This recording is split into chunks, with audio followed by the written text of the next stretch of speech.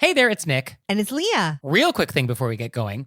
Please subscribe to our show and follow it. In whatever platform you're listening to us on. Yes, whatever app you're using right now, there's probably a plus button or a little bell or it says subscribe. Well, tap that, please. Just a quick little, and it makes such a big difference for us. We would really appreciate it. We really would. So please do that, and thank you. Thank you. And now, let's start the show. Yay!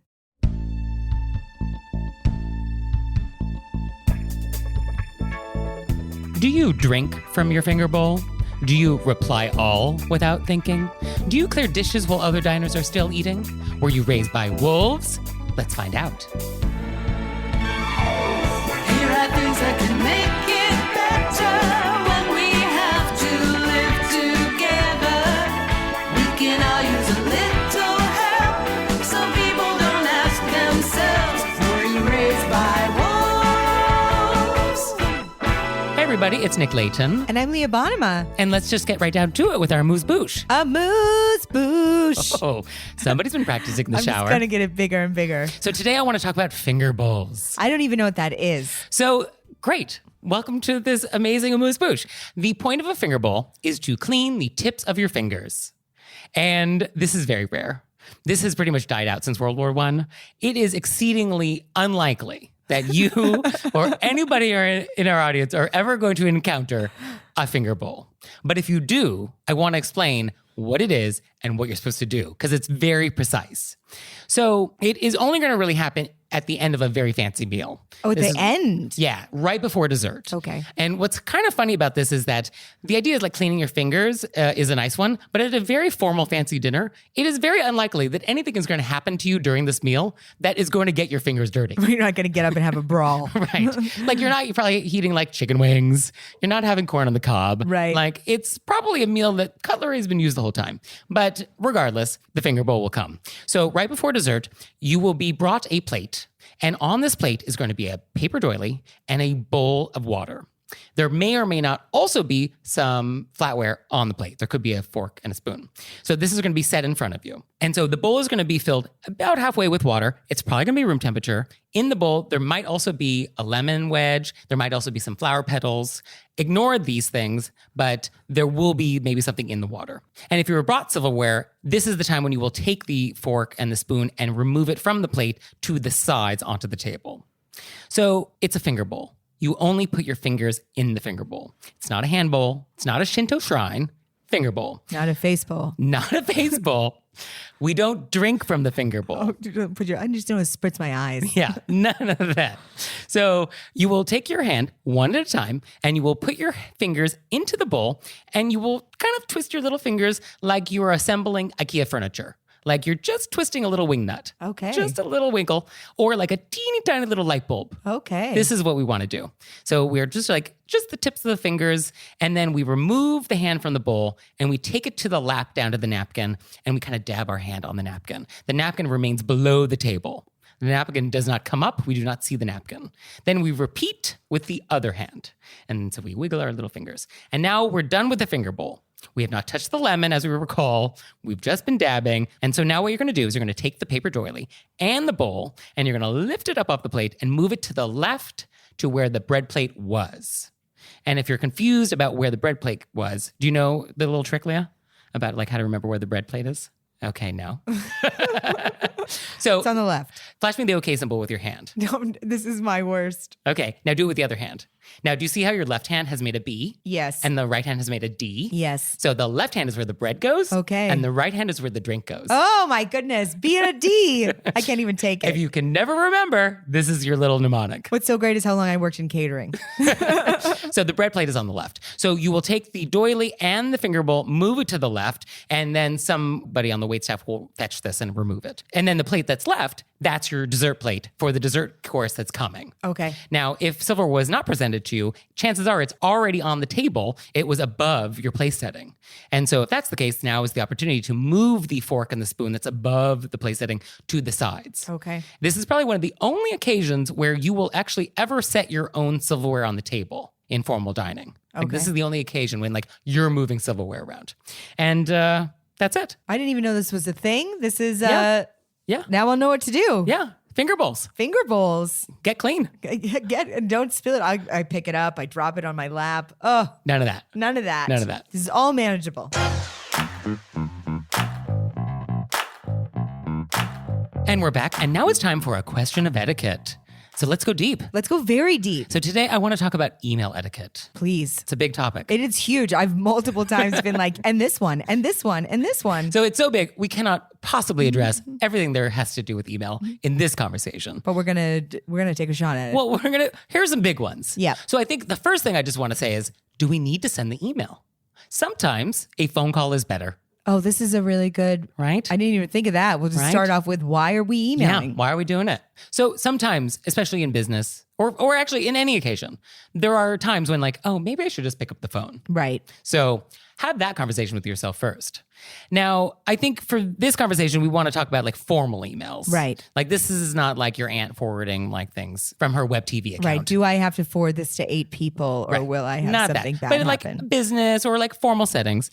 So I think the most important thing I want people to know is the introduction of people over email and how you move people to BCC. Move them to the BCC. This is the thing I learned this year. Changed my life. So the move to the BCC. Also, it really bothers me that you're never taught this. You just have to find it out on your own. Well, I mean, who's going to teach you this? Well, we are Well, now. we are, but yeah. I had to find out this year. You know, I asked a friend who's good at this, and I was like, "What are we doing with the? How long am I keeping this person on the reply? Yeah, you know, I it's don't want them terrible. to have to do that." So basically, when you want to introduce somebody over email, you're going to be like, hey, Leah, I want you to meet Lisa. And everybody's on this email.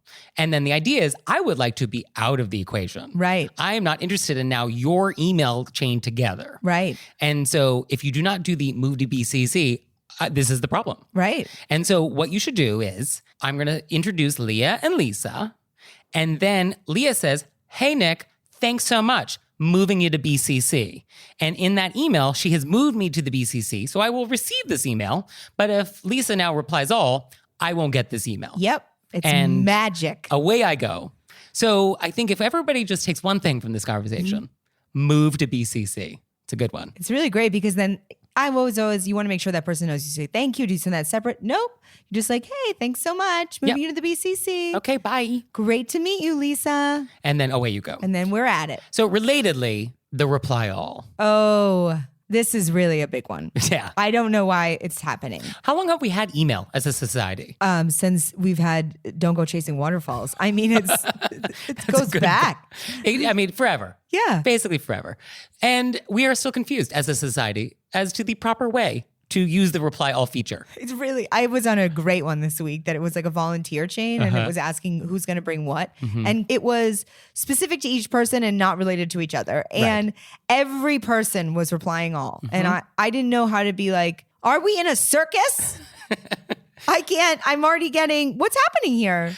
Yeah, it's rude. It's definitely rude because it's disrespectful of people's time. It's so many emails coming in. Boop, boop, boop, boop, boop, boop, boop. Yeah. So I think the general thought is first, do we need to reply all? Is this something you need to do? Before you do it, take a step back. I get that sometimes people do it by mistake. I mean, is it a mistake? You push the button. People do. Sometimes, because I notice that sometimes people CC when they meant to BCC. Yeah, I mean, email problems happen. It happens. Okay, fine. But take a look, see. Yeah. Are you replying all? Let's double check. Or are you just sending a reply? So what I do if I'm sending a mass email to people, and it is not required that everybody like knows everybody else's response, is I actually send the email to myself, my email address in the to field, and then I BCC everybody else. And this is good if it's like actually like a bulk distribution list at a company, like office at or whatever it is, or if it's individual names. And that way, if somebody wants to reply all, they can only reply to me. Right. And then also sometimes people don't want everybody else to have their email address. That's also true. I'm actually always shocked when I get like some solicitation and then I see like colleagues or my competitors all in like the list of recipients. And I was like, oh, okay, I see what's going on here. Yeah. So, and then, sometimes what happens is those people see my email address and then add me to their list. Yep. And then another question that you have had is when can you end the email exchange? Yeah, this one is I've been so excited to get into this because Leah's been begging for an answer to this for quite a while. And until we get the answer, I'm still writing back thank you, and then they write thank you, and then I write thank you, and then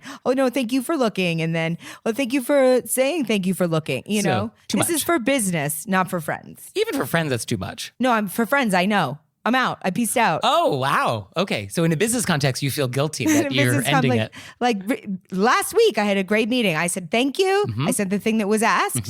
And then they just wrote back, oh, thank you. And da-da-da. And then I was like, you will not respond. It's done. Yeah. Because then you're giving them work. But still every once in a while, it pops into my brain. Should you have emailed back and thank you? You know what I mean? Yeah. No is the answer. Okay. So I don't. I think in general, you want to only write thank you back at all if it's actually like a sincere thank you. Like, oh, I have to thank this person. Or if it's important that you acknowledge receipt of the email. I think it's when you had a meeting or there was a thing that happened, you message that person, this was great, thank you so much, here's the thing. They write back, thank you so much, then it's done. Right. I mean, we've acknowledged receipt, we've appreciated them doing something for you, and then we're good. Right. I always just want to follow back up. No, thank you. Yeah, I think anytime you send a you're welcome email, and that's all the email is, then that's just too far. Oh, I would never say you're welcome. I'd say thank you.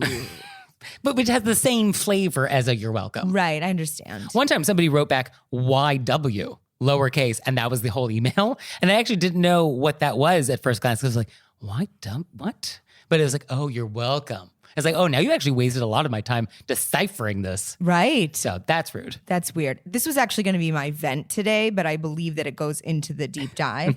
This was to what you just said. If you ask for something or you ask a friend to introduce you to somebody, or you say you message me requesting information on something and I respond, I think that it's disrespectful if you don't respond. Oh, yeah, because I've just done something for you. Yeah, it happens so much. Yeah, I mean, it's like a gift. You've given somebody a gift, and so they should acknowledge that gift. Yeah. So same principles. You have to acknowledge the receipt of the gift with thanks. Yeah. And when you don't, I'm not going to give you another gift in the future. Yeah, if you ask me for information and I give you the information and then you don't acknowledge receipt in any way, not even a thank you. Yeah. I'm not going to do it again. Unsubscribe from that friendship. Yeah, it's weird. Another question that we actually got on this topic was about people were worried about sounding too harsh in an email. And we're thinking that like exclamation marks or emojis were a way to like soften the blow, and wanted our thoughts on this. Is this business or friendship? This is formal. This is a little formal. Well, I am a huge fan of exclamation points and I've been told not to use them, but I'm bucking the rules because I'm an enthusiastic person. Right. But I'm using my exclamation points for fervor and, not in anger. So I don't know if I don't think you need to lessen the blow with an emoji. Right. Unless it's a friend email. Yeah. I mean, in a friend email, do whatever you want. Yeah. In a business email, I don't know if we're using emojis. I think for exclamation marks, I don't think you really need them. It also feels like if you're worried about tone, then like rewrite the words. Adding an exclamation mark is not going to like make a difference in the tone. Like rewrite the sentence.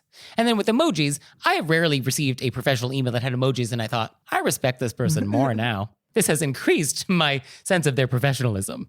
Like you can never go wrong by not having an emoji. Yeah. I definitely sometimes worry when I'm being direct and to the point that it's coming across as rude.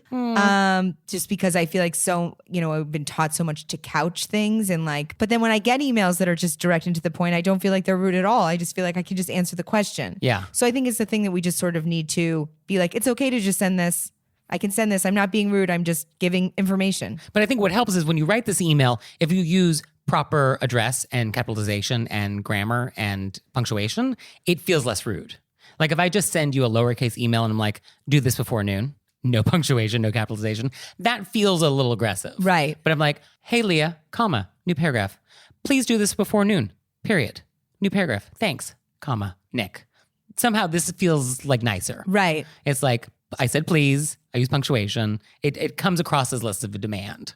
And lastly, I think with email to anybody is just remember, it's not confidential. Oh no, you write it down, expect it to be forwarded, screenshotted. It is publicly owned. Yeah, so just keep that in mind. Keep that in mind. I'll even say to people, I have a response to this. I'll tell you in person. Yeah. Can't subpoena Leah Bonema. You cannot subpoena me. And now it's time for Intermezzo. Intermezzo. So this episode is brought to you by HelloFresh. And with HelloFresh, you get farm fresh, pre-proportioned ingredients and seasonal recipes delivered right to your doorstep. And by the way, HelloFresh now owns every plate. So we love both. So you can skip the trips to the grocery store and count on HelloFresh to make home cooking easy, fun, and affordable. That's why HelloFresh is America's #1 meal kit. What I love about HelloFresh is that they have multiple meal plan choices. I love meal plan choices. I went with Fit and Wholesome because I'm wholesome. So our boxes are arriving soon, and we're going to report back. We're going to let you know how it went. We're very excited. And for you out there, go to HelloFresh.com/RBWFree and use code RBWFree for free breakfast for life. One breakfast item per box while subscription is active. That's free breakfast for life at HelloFresh.com/RBWFree with code RBWFree. And now it's time for Intermezzo. Intermezzo. Did you know we have merchandise? No. Leah, you didn't? Well, it's true. There's mugs, there's tote bags, there's t-shirts, there's pillows, there's stationery, custom stationery, boxes of stationery, all sorts of great stuff. So go to our website and check it out. And we're always adding to the pillow collection. Yes, anytime something comes up on our show, which is like, put that on a pillow, we do. So check it out. And we're back, and now it's time to take some questions from the wilderness. Woo! Wait, is that supposed to be a howl? No, it wasn't. I was gonna do a woo, and then I remember that we were howling prior. Uh-huh. So it was already lost. Okay, So I it was a just little committed hybrid. into it. Okay, pick a lane. Oh wow. Wow. Our first question, probably one of the most controversial questions that we've ever had. And I'm prepared for the hate mail we're going to get. And here it is. Are you allowed to recline your seat on an airplane? Leah doesn't want to answer. Well, I'll answer. Okay, yes or no? You're allowed to recline. Okay. They have reclining. Mhm. I don't do it. Okay, so walk me through your logic. I'll walk you through it. I get on the plane. I recognize, wow, these seats are close together. Yeah. I don't need to be under someone's chin. Mm-hmm. I might, if the person in front of me reclines, recline an oots. Just an oots, just to give myself that little. But some people lean all the way back in it right away. They don't even notice if your thing is out. Unbelievable. Yeah. We are stuffed in like sardines. So this topic, people feel very passionately about this. Some people say definitively no, under no circumstances are you actually ever allowed to recline. I mean, you're obviously allowed to. It's there. Right. I do think you are allowed to recline. You have paid for this seat. The seat does allow reclining. You are within your rights to recline. However, I think you got to read the room. Yes. And so if the person behind you is 6'5", maybe you don't want to recline. Yeah. Or if they are balancing a child. Also, I don't know if you need to recline within the first 3 seconds. True. Just to be like, I'm owning my space and nobody can tell me anything and I'm going all the way back. Marking my territory. Yeah. Also, before you recline, if you've made that decision, check to see if somebody has their laptop out. Yeah. Check to see if there's like a cup of coffee there. You know, take a little look. Yeah, because people will go back real hard Real hard. when you have like liquids. Yeah. So I've definitely had my laptop in precarious positions before where I was like, oh, you were about to break this thing. Yeah. I mean, for me, I never recline because I don't think it makes things more comfortable. Like that inch difference to my life, it feels the same. Yeah. I don't notice a difference. At all. The only time I Yeah. recline is if I'm losing that inch on the other end. Yeah. And I think if you're a tall person and you really do not like when people recline on you, I think you should not use the knee defender thing. Do you know about this? No. It's like this little plastic device that you hook onto the seat in front of you that actually prevents it from reclining. Really? Some airlines have banned it. Yeah. That's, I think, not allowed. I think, Oh, yeah, that's crazy. Etiquette doesn't allow you to sabotage. You're bringing on sabotage equipment? Right. So I don't think we do that. But I think if you are very tall, I think you want to declare this early while we're boarding, while you're standing in the aisle so we can see how tall you are. And then with the person in front of you, you may want to say like, hey, I'm real tall. Do you think you're going to be doing a lot of reclining on this flight? And if they are, and they don't want to be sensitive to you being tall, then like this is a great opportunity to see like, can we do some switcheroo? Can the person across the aisle switch around with you? Like, can we move it around so that everybody's happy Or and you not can get waiting that like seat- mid-flight? Yeah, get that seat that is behind the row that doesn't recline. Oh, yeah. Like the emergency exit seats typically don't recline. Yeah. Yeah, true. Yeah, I mean, that's good. I mean, one thing that people do say who are tall, like, why should I be punished and have to pay extra for like an upgraded seat just because I'm tall? Yeah, I assume that everybody's going to recline. I know it's going to happen, and I'm not going to get upset about it. You're allowed to recline. I'm not going to recline too much because I just don't want to be in someone's business. But if you are going to recline, like you were saying, just be aware of the liquid and the computers and stuff. You don't have to throw your whole body into it. Right, right. Okay, so I think we had a good answer there. Yeah. Yeah. All right. Our next question is from a aunt about her niece. So she writes, is it okay to remind my 21-year-old niece about my birthday? Not to get a gift, but to at least call her auntie on her birthday? I was brought up to respect my elders, and I expect the same from the young ones in my family. As for this particular niece, I've always gotten her gifts on her birthday throughout her life, and she used to at least call me to tell me happy birthday on mine, probably after being reminded by her parents. But it turns out that she has grown up to be very self-centered and somewhat snotty. And I'd like to remind her about respecting her elders and at least having the graciousness to remember her auntie's birthday after all these years. What say you? Tell her about it myself or keep mum? Do you want to go first on this one? Sure. So in general, I think Facebook has ruined birthdays. The idea of remembering somebody's birthday used to be like a nice thing. Right. It actually was an example of thoughtfulness. It's like, oh, that person wrote down my birthday somewhere where you write down things and then remember to look at that place every year and then remember to reach out to me with like a phone call or email or a card. Right. How revolutionary. Right. And now with Facebook, it's just like, alert, Leia's birthday, hit like. Right. So true. Because I got rid of my personal account and I just have a business account, I lost the birthday reminders. Okay. So I've written down everybody who's a close friend into my personal calendar. So it did make a difference because now I reach out. Yeah. Not on Facebook Oh. on birthdays. Old school. But I do think people who grew up with Facebook are used to just writing thumbs up, happy birthday on social media. I also think this demographic, 21, is, right in the middle of somebody's It's about them. self-obsession era.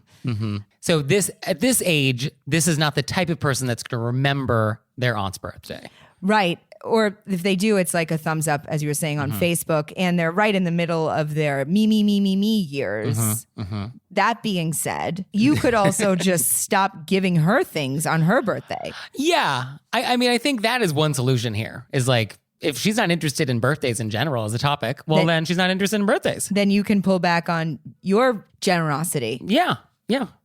But on the flip side, you want to also still set an example of like how things should be done. Right. I mean, I think in general, the etiquette rule here is that it is rude to correct other people's behavior. Right. Like you're not actually allowed to correct other people's behavior. The whole point of this show is that I'm annoyed by other people's behavior and I talk about them behind their back with you. This is not rude. Talking about people's bad etiquette behind their back, totally acceptable. I don't do it to their face. Nick's being sarcastic. No. No. But we're not allowed to comment on other people's behavior No. to them. Correct. But you are allowed to say to people what you need. And I think the goal would be to be upfront and not passive aggressive about it. Yes, you could have a clear conversation with her, I guess, about. Oh, I'm not saying with her this in particular, but I'm saying In general. In general, since In you're the saying world. in general, etiquette is about that we're not commenting on other people's behavior. But I'm saying you are allowed to set limits on yourself. Etiquette is not about correcting other people's behavior. Other people's behavior. I mean, you're not allowed to go through life and be like, oh, what you're doing right now is rude. Right. Like you can't actually really ever do that in a polite way. You're just Right. adding more rudeness into the But world. you can say this doesn't work for me. You're allowed to set boundaries. Yeah, no problem. And the one exception to the you're not allowed to correct other people's behavior rule is if you're a parent or you have a parent-like role. Right. So if the relationship between this aunt and niece is like, I am a parent to you, one of my roles in your life is that I'm offering you moral and etiquette guidance, then you would have the opportunity to be like, just so you know, it is a nice thing when you remember people's birthdays. If that is not your relationship and you're just sort of a more distant family member where it's not your place to like correct their behavior, I think you got to let this one go. Yeah. Or you could tell her mom If there's that sister and be like, oh, I don't know. Yeah, I guess you could be like, oh, I was hoping to hear from Lisa. Yeah, it could be like, I'd love to hear from you guys on my birthday. Yeah, I guess you hope the message gets over to the niece. It won't. Or you could be like, hey, I'd love to, you can message the niece. I don't know if you're in the same area. For my birthday this year, I'd love to grab a coffee or hear from you. Oh, okay. I mean, I get the sense that she's not interested in seeing the niece. Who's, what is she? She is 21. And she's spoiled, right? Self-centered and somewhat snotty. Right. Like to remind her about respecting elders. Yeah, so I don't get the sense that the aunt really wants to like have coffee with this person. Right. Just wants to make the point. I guess, but I mean, that's the sideways way to make the point. Love to hear from you on my birthday. Do you want to grab a coffee? Knowing they won't grab a coffee, but maybe they'll remember. And then if they don't. No more birthday gifts for you, niece. Yeah, I don't know. I just do feel like 21 is just it's a rough time. Yeah, but I don't give that a pass. Just because you're 21 doesn't mean you have a free pass to act inappropriately or be rude. But you're saying that she shouldn't comment on it. I am saying that it would be probably rude for the aunt to comment on the niece's behavior if she forgets. Right. So in which case, if she can't comment on it and we're not giving her a pass, the only thing that she has left is to find a reason to let it go, which is to be like, she won't be so selfish in 10 years. Okay. So she doesn't have to think about, because you don't want to carry around being True. angry at somebody because True. that just hurts you. Right. So you can either, since we're not commenting on it, not give her things on her birthday, or in your mind tell yourself, Oh, she's 21. she's 21. Okay. I see what you're saying. Okay. We're not giving them a pass for them. We're giving them a pass for us. Ooh. So we don't carry it around. Ooh, that's so wise. You're only poisoning yourself. Oh. Can we put that on a pillow? Absolutely. We have a lot of pillows going. Yeah, we have a lot of pillows. I'm going to need a significantly larger apartment. Our next question, is it rude to use the bathroom at a business if you're not a customer? I never do it. People will always be like, just run into that place. And I'll be like, but I didn't buy anything. Yeah, I don't think there's a good answer on this one. I don't either. There's not a definitive answer on Obviously, this sometimes it's an emergency and you just have to use a washroom. So, maybe you walk in and you just say, can I just use your bathroom really quick? I'm having an emergency. So I think asking permission is nice. Yeah. I think, that always gives you a pass then. Because what are they going to say? No. I mean, they might. Right. And then what are you supposed to do? Go anyway? No, then you leave. Right. You'd You be like, what respect- if I buy something? And then you buy the cheapest thing. Right. I mean, I guess some people make the distinction between, is this a chain store or restaurant or place, or is this like a small mom and pop? Like, is a Starbucks different than like an artisanal one-off bakery? Right. For example, I'll just be honest. I often use the washroom at Barnes & Noble's. Okay. There's still Barnes & Noble. Okay. Union Square, north of Eugene Square. Okay, right. It's 4 stories. They have 2 washrooms. Okay. I know it's there. If I'm out in the city running back and forth all day, that's my spot. Yeah. And that feels fine, right? But I also am going to buy things there. Right. Not maybe at that exact time. Okay. But at some point. At some point, I have purchased many items Right. from Barnes & Noble. So you feel like you've earned that toilet paper. Yes. Yeah, I guess. But I'm not running into like a small restaurant. I guess if you can do it in a way that doesn't disturb their customers. Right. That's because Barnes & Noble's is so big, I feel I'm not being disruptive in any Yeah. way. I'm not walking through the middle of a dining room. And I guess if you aren't sort of disobeying the bathrooms are for customers only signs. Yeah. So you're respecting all signage, then I guess it's okay. I mean, I have tons of friends who just walk into anywhere Presumably places with bathrooms. with bathrooms. Okay. Or they just walk into anywhere and are like, is this corner okay? And are just like, why wouldn't you? But I feel like I'm trespassing. Yeah. And I guess if you have to ask this question, then maybe it isn't the right bathroom for you. Yeah, just find a place that seems, unless it's sometimes it's an emergency. And I feel like most people understand that. And if you go to the front and say, hey, I really have to use the restroom, may I please? Yeah. Please give me the long ladle with key. Or the code. I've seen people do it at like my pharmacy when I was just in line to pay for groceries. Not groceries, but like canned goods. I'm not buying my fruit and vegetables at the pharmacy. Not that I'm above it, but they don't offer that. And I had people run in and be like, do you guys have a restroom? And they've been like, yeah, sure. Yeah. So, okay. So I guess use your discretion. Just ask politely or go to a place where it's very big Right. And so no one notices. and nobody cares. Anonymity is key. Yeah. Okay. Our last question is, most of my friends are bilingual, but a few people who hang out with us are not. Is it rude for us to speak Spanish around them when we know they don't understand? Or is it okay? We aren't talking about them. Sometimes we just forget. Yeah, I think it's rude. I mean, sometimes you slip into a few little words. And that's fine. It's not like you can't ever do it, but I think you want to then include that person in the conversation. Yeah. And then just be like, oh, I just said. Got to translate live. Yeah. Yeah. I mean, I think a similar situation is if 4 out of 5 people are all talking about like some television show they all like, and the 5th person like doesn't watch that television show. Like a little bit of conversation about I don't know. What do you watch? What do I watch? Yeah. You know, I watch all the BBC murder shows. Okay, so such as Broadchurch. Fine. So if you are having a conversation with friends about Broadchurch, I have not seen Broadchurch.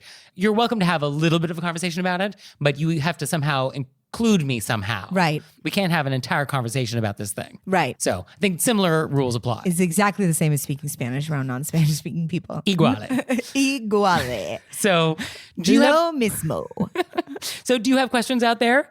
Do you have preguntas? Do you have preguntas para ustedes? For- Oh, no, that's for them. Para nosotros. So do you have questions for us?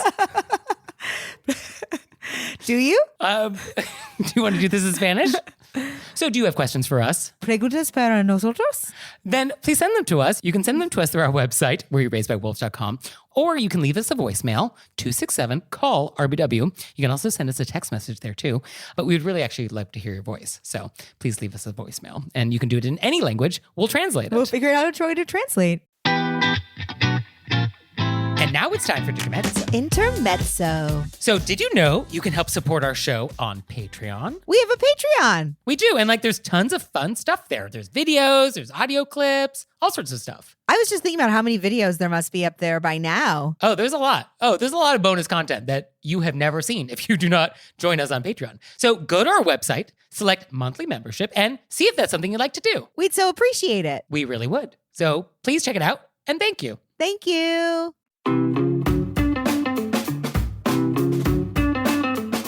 And we're back, and now it's time to play a game we like to call Vent or Repent. Vent or repent. And this is our opportunity to either vent about some bad etiquette thing that's happened to us recently, or we can repent for some bad etiquette faux pas we've committed. Which rarely happens. It happens though. But for today, would you like to vent or repent? I'm going to repent. Oh, what did you do? Well, I've actually messaged you this and you forgave me. Oh, I did already? Okay. But I don't remember what this you was. understood why it happened, but I Okay. still am thinking about it. All right, we'll share with So, everybody. This is the same green market where I have done my gratitude for the door? The door. Okay. And so I come in often very late because it's open 24 hours and I'll be coming back from gigs. So I come in and so I know the man who works multiple people, but this man works late and he was eating a dessert at the counter.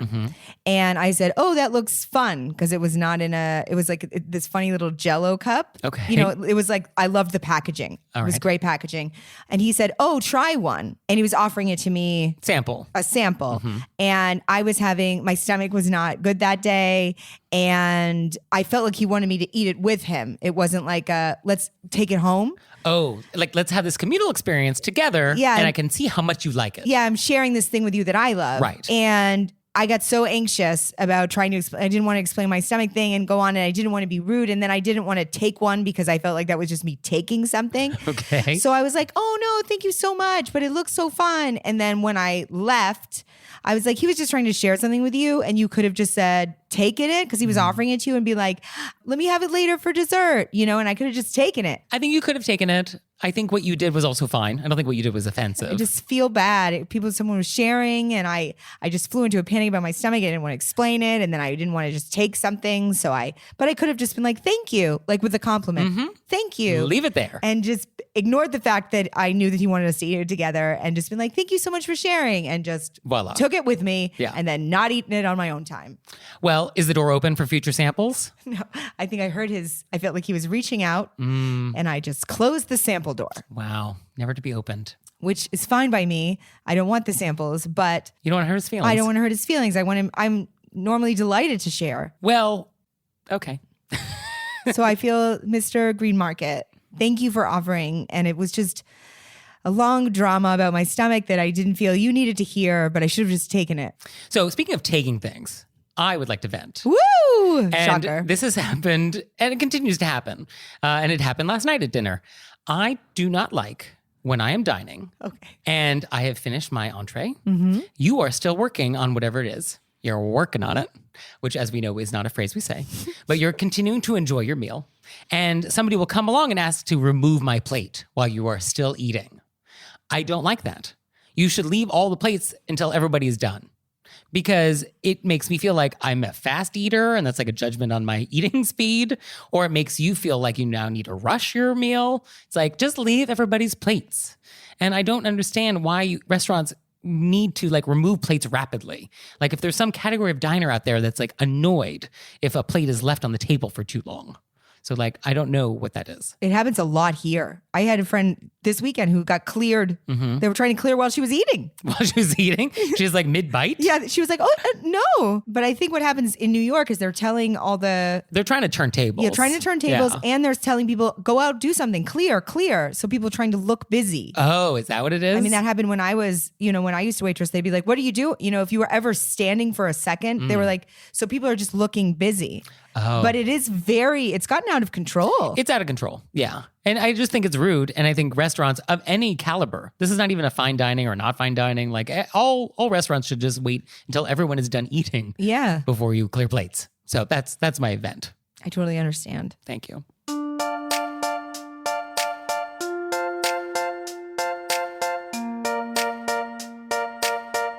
So, Leah, what have we learned? I learned not only of the existence of finger bowls, Okay. but I now know what to do if somebody places a bowl of water in front of me with floating petals and lemon. I'm not going to freak out. I'm Don't not going freak to out. drink it. No anxiety needed. I'm not going to put my face in it like it's a Not a spa day. moisturizing, right? I'm going to know how to handle it. Okay. See? Delightful. Now you know. Now I know. And I learned that there are still Barnes & Nobles. That people still go to stores to buy books. They're really terrific. Yeah. And they have bathrooms. And they have bathrooms, which you can just use. Yep. Well, thank you, Leah. Thank you, Nick. And thanks to you out there for listening. If I had your address, I'd send you a handwritten thank you note on my custom stationery. Please subscribe to the show and leave us a nice review wherever you listen to podcasts. And follow us on Instagram. Our Instagram is great. Nick puts so much I do it myself. wonderful work into You it. can see my handiwork. So follow us on Instagram and check us out on Facebook. We also have a newsletter, so you can sign up for that and see other things on our website, wereyouRaisedbywolves.com. And we'll see you next time. See you next time. Bye. Bye.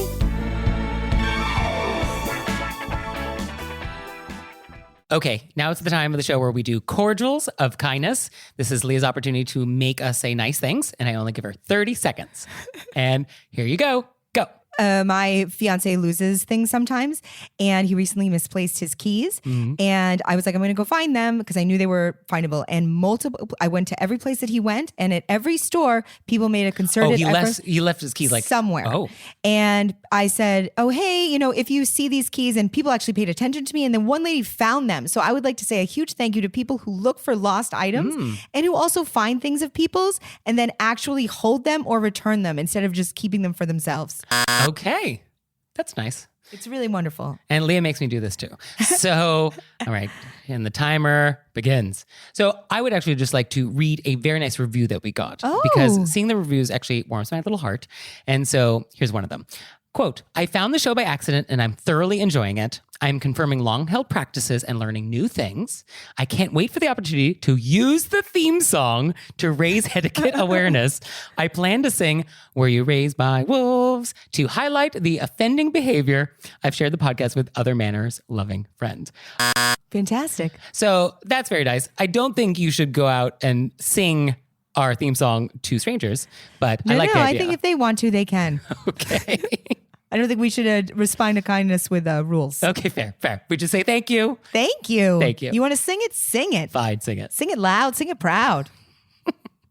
Oh, Leah, one more thing. What? Have you signed up for Patreon yet? I have. Me too. You out there, have you signed up for Patreon yet? No? Well, go to our website, wereyouRaisedbywolves.com, click on monthly membership, check it out, because we would really appreciate it if you'd support our show. We love your support. We would. So please do that, and we'll see you next time. Bye. Bye.